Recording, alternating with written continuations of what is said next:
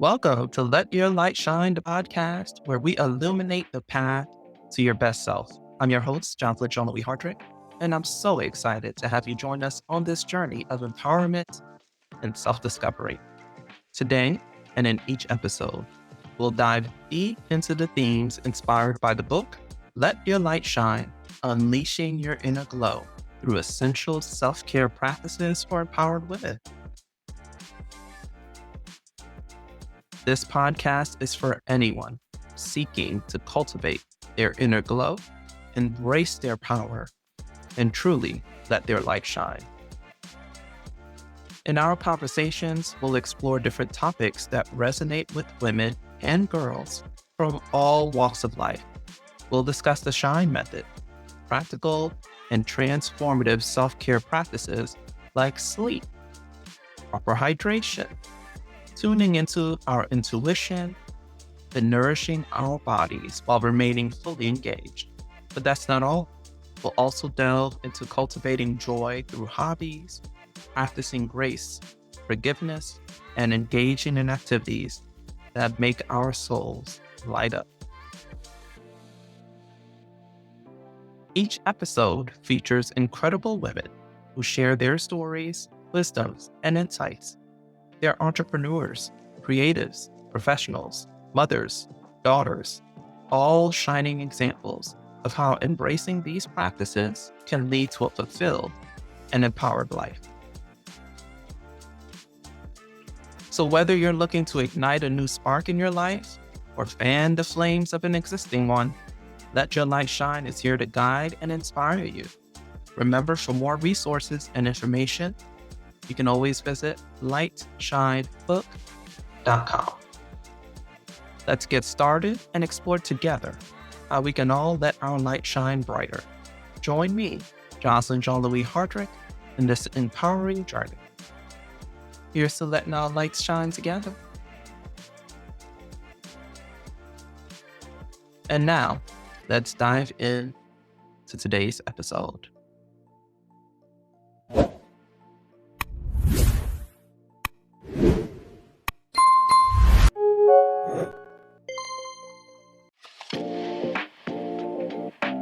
Hi, I'm Joseline Richardson. I'm so excited because I'm back with another episode of Let Your Light Shine, the podcast. And I have a great guest today, Dajonna Richardson. She is a student that I'm actually working with right now in my Journey Esquire program. And I just, sent the call out, said, hey, who wants to join me on this podcast? And she was so gracious to join me with her very, very busy schedule as a third-year law student. But let me tell you about Dajonna. She has previous experience as a teacher, and she has a passion for legislation, technology, and community development. She decided to pursue her law degree at the University of Colorado in Boulder with a focus on technology law, data privacy, international law, and antitrust. She's planning on graduating this year and wants to practice law in the District of Columbia and Colorado. So she's looking to leverage her legal skills and her knowledge to provide effective and ethical solutions for diverse and complex challenges in the evolving legal landscape. Welcome, girl. Thank you so much for having me on this podcast. Jocelyn, I am so excited to be here, and I really look forward to sharing my thoughts with listeners on the things that I've learned over my journey about mental health, wellness, and also really just law school life. Yeah, law school, listen, it's a journey for real. So well, before we get into law school, we were both educators. So I taught elementary school right out of college. I wanted to give back to my community. I went to public school from K through 12, like I talk about in the book. And I just felt like, I really wanted to give back in that specific way because I had so many teachers who touched my life. What made you interested in being an educator? I had so many wonderful teachers, and like yourself, I did a magnet program. I've always sort of been in a magnet setting. And when I was an undergrad at Howard University, I came across this program called Teach for America, and it was very like public interest based. And I said, oh my gosh, this is such a phenomenal mission. And that's how I ended up becoming a teacher. And I stayed a bit longer than my 2-year commitment to make a difference. And I felt that I did. And I'm such a public interest based person that I've really enjoyed the opportunity across the journey in teaching and in law that I've been able to meet so many wonderful people. Yeah, I was in Teach for America too. What a small world. Yeah, but I only lasted a year. It is a 2-year commitment, but I was struggling so much that I left after 1 year. And that is one of my first big failures where I felt like I failed, right? But I had to pivot and bounce back. And I taught in New York City, where I'm from. What did you teach? I taught in DC, where I'm from, and it was being thrown in the inner city while I lived in DC. Like I said, I attended magnet programs or, really good schools. Whereas in your Teach for America commitment, you're thrown into some of the, I don't like to say worse schools, but schools that need the extra support. And on any given day, you might have teachers who quit. Now the kids, mid-year don't have a teacher. And it's a very highly stressed environment. It's very difficult navigating through all of the different factors that are thrown at you each day. And so it just made me realize you can be living in the same city and just zip codes apart, have completely different experiences with education. Yeah, and that's with life, right? Then I saw that a lot on social media. Like we're all in the same store, but we're in different boats. And it's that kind of concept, right? And so Exactly. you're all in that big city of DC, but some of us are in yachts and some of us are in little dinghies and some of us are holding on, by a thread. And so Very yeah, true. the schools that Teach for America and other programs like that targeted were under resourced, right? Had overpopulated, and Mhm. then the students on top of that are dealing with so many things. Like I was teaching somewhere that was in the middle of the housing projects in the South Bronx. And South Bronx is like, where hip hop Mhm. was born, where all the people, all those songs, classic songs, right? Talking about crime and drugs and over police and all the stuff that was happening in the 80s and 90s. That's where I was teaching. And so wonderful students, wonderful teachers, everyone doing the best they can with what they have. But again, people quitting F year. I made it through the year. I made it through Well, the I year, mean, but and I it think happened. that's admirable. I wouldn't even call that a failure. The fact that you stuck it out to the end of the year meant that you gave the principal enough time to find someone of quality. You didn't just like walk away. And as you said before, understaffed, under resourced, so many of the children come in with so much trauma that you would not expect them to be able to navigate through at young ages. And the fact that they show up every day trying to learn is admirable in itself. Yeah, that's what people don't realize. They look at scores and behavior, but they don't realize, like, given what they're going through, they are doing very well. They are coping very well with some serious trauma. A lot of kids in foster care, they're moving place to place. And like you said, they show up every day, right? So they act up a little bit or don't perform well on the test. Given what they're going through, they're actually coping really well. How long did you end up staying as a teacher? Because you said you stayed beyond the 2 years. Yeah, so I did a total of 6 or 7 years, and I did 3 in DC and then, 4 in Montgomery County, which is like a suburb of the DC region, and that in itself so I went from teaching inner city, children to teaching students who received enrichment, and also I taught a grade that once the students had received some enrichment, then they would go into a GT program. And so that was a different dynamic where you had a lot of children who came from two-parent households or families that were really supportive.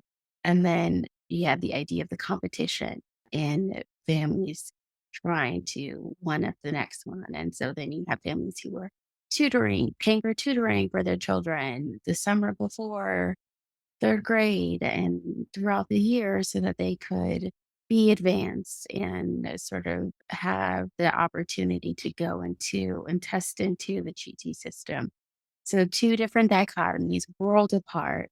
But I think it really showed me what advantage looks like and what disadvantage looks like.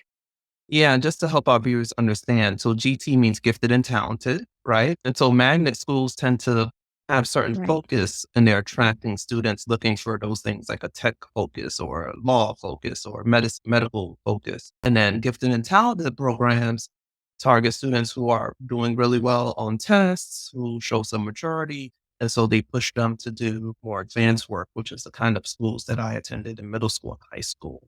And so, yeah, so now that you saw those 2 different worlds. You spent 6 years planting seeds, right? That's what educators do. We plant seeds and hope that they fall in good ground, right? And take root. When did you decide like, okay, now I'm gonna go and try my hand at becoming a lawyer? Sure. So, my undergraduate degree is in political science, or what we call poli sci. And I knew I wanted to go to law school, but I wasn't quite sure what exactly I wanted to focus on or when I wanted to go. And because law school is such a heavy investment, you don't go unless you're absolutely sure and you can speak to the why. So in DC, like New York, there is affordable housing or what you would call rent controlled apartments. And if you get one, you are super, super blessed because they don't come by often. And so I was able to get a rent controlled apartment in DC, where I'm from, after I graduated. And New York also has a similar process with DC because DC's process is modeled after New York. If a building goes up for sale, the tenants have what's called the Tenants Opportunity to Purchase Act, which is called DC's TOPA Act. And you have first rights to purchase a building. You work with a nonprofit and you organize yourself. So one day after a long, hard day of school, I came home and there was a bright notice on the door that the owner was selling the property. And I should note the owner at the time is a Howard alum. So I called him and I was like, why is selling the building? He's like, where am I going to live at this affordable price? And at the time, my rent was like $900, which is absolutely unheard of in DC because the average one bedroom now is somewhere between 1900 and 2000. And he's like, well, if you guys organize, I promise you that I won't sell the property. And like sharks, like literally the next day, I'm on my way to work, and there were developers who were coming, who were looking at interested in purchasing the building. So at that time, after I came home the next day after work, I knocked on a couple doors and I was able to get a couple residents or other tenants to organize with me. And we reached out to a nonprofit in DC and worked with Georgetown. At the time, Georgetown Law had a clinic professor. Her name is Raquel Skinner. Amazing. I love her. And we organized. I am actually still on the board, even though I'm in law school in Colorado. And she said to me, like, you need to go to law school. You need to go back XYZ. But another reason why I decided to go to law school was because out of that process, I had neighbors who were migrants and they didn't necessarily have legal documentation. Some of my neighbors were elderly and they had not, their rent might have been as low as $400, which is obviously also unheard of. It was in a prime location near Rock Creek Park in DC. And so all of these things was happening and they were really worried about like, okay, in a digital age, right? When you apply to a new place, they look for, your background check, they ask you for your income, your prior rental history. And so if you are someone who is either a migrant and you are not necessarily here legally, or if you are someone who's elderly and you've been at the same place since like 1965, you don't have a digital presence. And also, I began to learn that a lot of management companies and property developers, they use AI or artificial intelligence to discriminate against people in that process. They go in and they say, okay, we're going to filter for these factors. And if you are someone who has either had a criminal background or your employment has been spotty or you are not a citizen or you're retired, but you don't make two and a half times the rent plus a deposit, well, now you are effectively closed out of the housing market. And I know the DC OAG's office, they worked on this year, they passed legislation with respect to housing because another thing that property managers were doing was they would charge you $50, a $50 application fee and to apply, and then you don't get it. Now, if you've had 100 people apply for that apartment, now the rental company has collected all of this money and they actually, they don't have to give it back to you. And so now that's actually totally different. And I want to say kudos to Brian Schwab because he's done an amazing job trying to protect and close those loopholes with respect to DC tenants and making sure their rights are protected. And so that is why I ended up going to law school. How I ended up in Colorado was I'm interested in data privacy. And Colorado, at the time I applied to law school, was only one of three states, California, Colorado, and Virginia, passed data privacy acts protecting your data, protecting your information, because in this world that we live in, you now have a digital identity. And if you're not if states are not protecting that, then you are sort of vulnerable to data mining, tracking. Someone can steal your identity. And I've gotten those letters like, well, your data was, unfortunately, we had a breach in data, but we can try to protect if you sign up for like Credit Karma to sort of monitor your credit. And so that's how I ended up in Colorado because the current attorney general here, the AG in Colorado, was the former dean of the University of Colorado Boulder, Bill Weiser. Wow, what a story. Wow, all because you're like, "I want affordable rent," and sometimes that's what it takes. We're self-interested, Right. and then And I we don't have to. even think it was more of self interest. I think it was having seen my students, like I said, same city, two different zip codes, two different experiences, but having watched some of my students I taught in elementary school experience sort of a housing dryness, a housing desert, you could call it, and having to because either their property was sold or whatever. And now they've got, to move like 15 minutes further down. So I found myself in that same position. And then, like I said, other residents living with me, it was like, okay, like this is the answer to all of our problems. Yeah, yeah, but you saw it, but all of that came together, and then when it hit home, you're like, "Oh, we gotta take action." You knew what to do. You were educated enough, right? And then, of course, now you understood the power of lawyers. 'Cause like you said, you went to that clinic at Georgetown and you talked to that Yes. professor and they Yeah. because you might know what you want to do, but have no idea how to get there, right? So we need the Right. resources. And I love how you tied the whole digital thing because like you said, that elderly neighbor who's been living there since the '70s, paying $600 a month, right, sending it to the same place every day. They have no clue what this is gonna be like to find a new home. And Exactly. just because you don't participate on the internet and social media and all that doesn't mean you're not out there in the Yeah. digital realm. You're out there. Yeah. Someone can steal it and then you won't even know. And how do you even start to, deal with that? And so now you're in a position where you're about to graduate, right? Tell us Yes. what are some of your plans for when you graduate? Right now, I'm actually still looking, but one of the things I want to do with my own career is I'd like to specialize in data privacy and governance.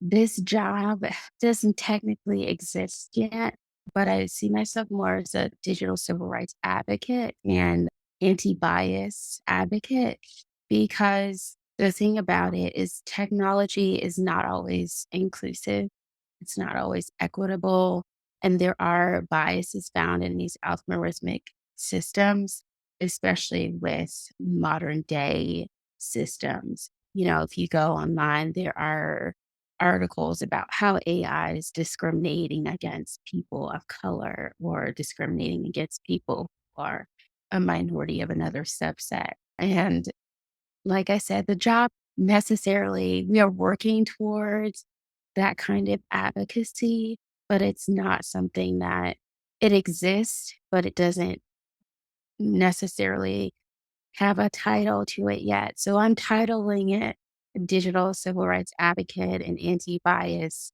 Advocate because that's something that I'm very passionate about. And as you said yourself, there is no reason why anyone should be locked out of society because necessarily still you lived in a day and age where all of this was not available, but you still participate in other ways. Yeah, I love that you're creating the job, your dream job. Because I always tell people that imagine what your perfect job would be.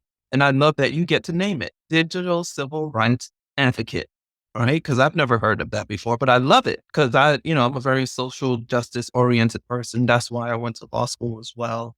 And, Sure. we got to think ahead and see ourselves in these future spaces because you see it where it's going. It's going where it's always gone, right? Right. Human beings are involved in all of this. So that means everything we've done in history is just going to play out in the digital space as opposed to physical Exactly. space. As we come to the close of another enlightening episode of Let Your Light Shine, I want to thank you sincerely for joining us today.